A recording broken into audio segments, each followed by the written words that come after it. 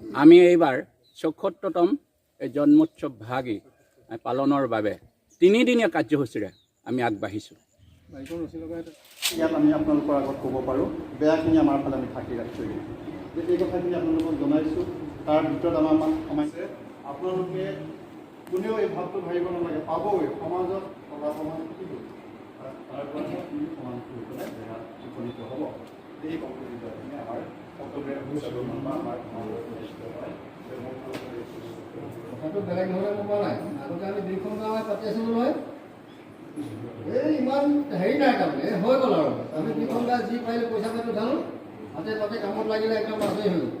2টা দিন লওঁ, এতিয়া আপোনালোকে আহিলে।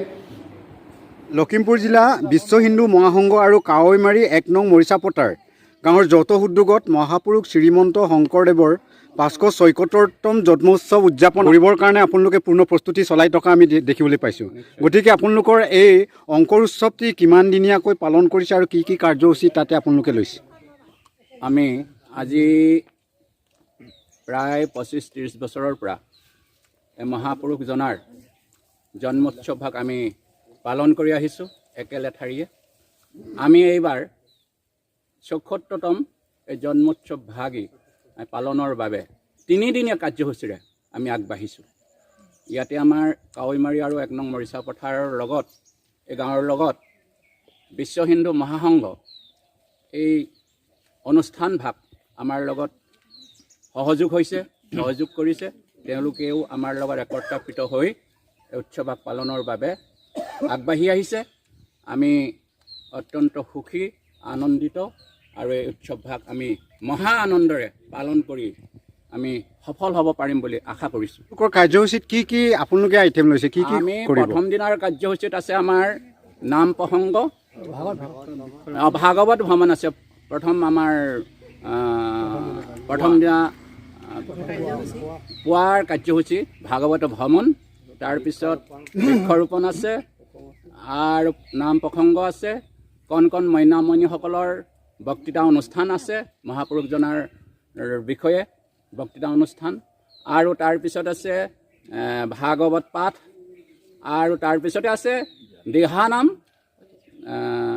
প্ৰতিযোগিতা নহয়, আমি সকলোৱে একত্ৰিত হৈ এই দিহানাম ভাগ আমি পালন কৰিম।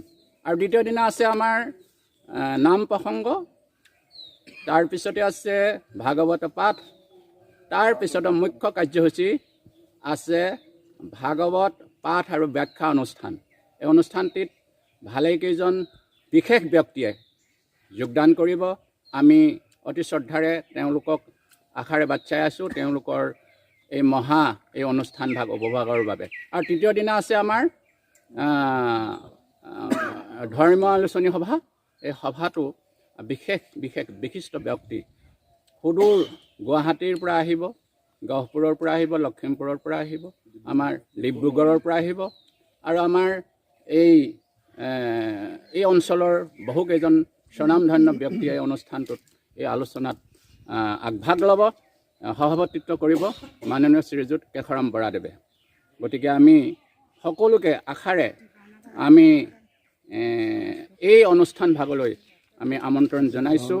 আৰু ৰাতিলৈ আমি ভাওনা সভা আয়োজন কৰিছোঁ, দক্ষ যজ্ঞ, আমাৰ যুৱক যুৱতীসকলৰ দ্বাৰা দক্ষ যজ্ঞ এই ভাওনা ভাগ তেওঁলোকে পালন কৰিব।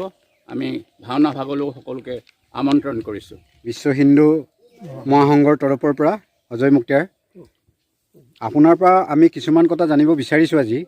ইয়াতে 1 নং মৰিচাপটাৰ আৰু কাৱৈমাৰী 2খন গাঁও একেলগ হৈ যিখন নামঘৰত অনুষ্ঠিত হ'ব মহাপুৰুষজনাৰ যিটো জন্ম উৎসৱ, এইখনত আপুনি উদ্যোগ লৈ কিমান দিনীয়া কাৰ্যসূচী আৰু ক'ৰ পৰা কেনেকুৱা ধৰণৰ অতিথিসকলক আপোনালোকে নিমন্ত্ৰণ জনাইছে, এই সকলোবিলাক কথা আপোনাৰ পৰা জানিব বিচাৰিছোঁ। কৃষ্ণ, আমাৰ বিশ্ব হিন্দু মহাসংঘ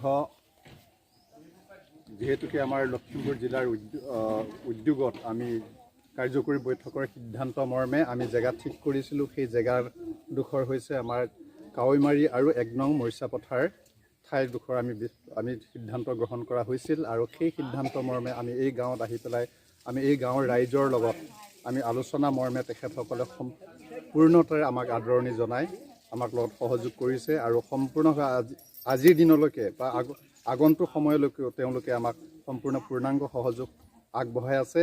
গতিকে তেখেতসকলে আমাৰ সংগঠনৰ ফালৰ পৰা অশেষ ধন্যবাদ আৰু কৃতজ্ঞতা জনাইছোঁ। লগতে আৰু আমাৰ বিভিন্ন অতিথি আহিব ইয়াতে। আমি যিহেতুকে আমাৰ অসম পৰ্যায়ৰ আমাৰ মানে ৰাজ্যিক পৰ্যায়ৰ বিষয়ববীয়াসকলক আমি নিমন্ত্ৰণ জনাইছোঁ। ধৰ্মালোচনীৰ বাবে তেওঁলোককো আমি নিমন্ত্ৰণ জনাইছোঁ। ঠিক তেনেকৈ আমি বিভিন্ন ঠাইৰ পৰা বিভিন্ন ধৰণৰ আমাৰ অতিথি থাকিব আৰু সেয়েহে আমি এই স্থানভাগ দিয়াৰ বাবে আমি ইয়াৰ ৰাইজক আমি অশেষ ধন্যবাদ আৰু কৃতজ্ঞতা জনাইছোঁ। আৰু তেখেতসকলৰ সহযোগ দেখি আমি নিতান্তই আমি খুবেই আনন্দিত হৈছোঁ। আৰু তেখেতসকলক আমি আগন্তুক সময়লৈ ভৱিষ্যতলৈও তেখেতসকলৰ এই ধৰণৰ কাৰ্যসূচীসমূহত সফল সহায় সহযোগ কৰিব বুলি আমি আশা ৰাখিছোঁ। অংকুৰ উৎসৱটিলৈ বসত বৈষ্ণৱসকল আহিবৰ কাৰণে, চাবৰ কাৰণে বা নাট বাগি যিটো বাওনা প্ৰদৰ্শন হ'ব, এইবিলাকৰ কাৰণে আপুনি ৰাইজক কেনেকুৱা ধৰণৰ আহ্বান জনাব বিচাৰে? মই আমাৰ সংগঠন আৰু লগতে আমাৰ গাঁও দুখনৰ হৈ আমি সকলো ৰাইজৰ আমাৰ সনাতন লোকৰ ৰাইজক সকলোকে আমি আহ্বান জনাম যে সকলোৱে যাতে আমাৰ এই সংগঠনৰ বা আমাৰ এই গাঁৱৰ দুইখন ৰাইজৰ যে যি কাৰ্যক্ৰমণিকা হ'ব সেই সকলো কাৰ্যক্ৰমণিকাত তেওঁলোকে সকলোৱে আহি সহযোগ কৰি পেলাই সাফল্যমণ্ডিত কৰিব বুলি আমি আশা ৰাখিছোঁ।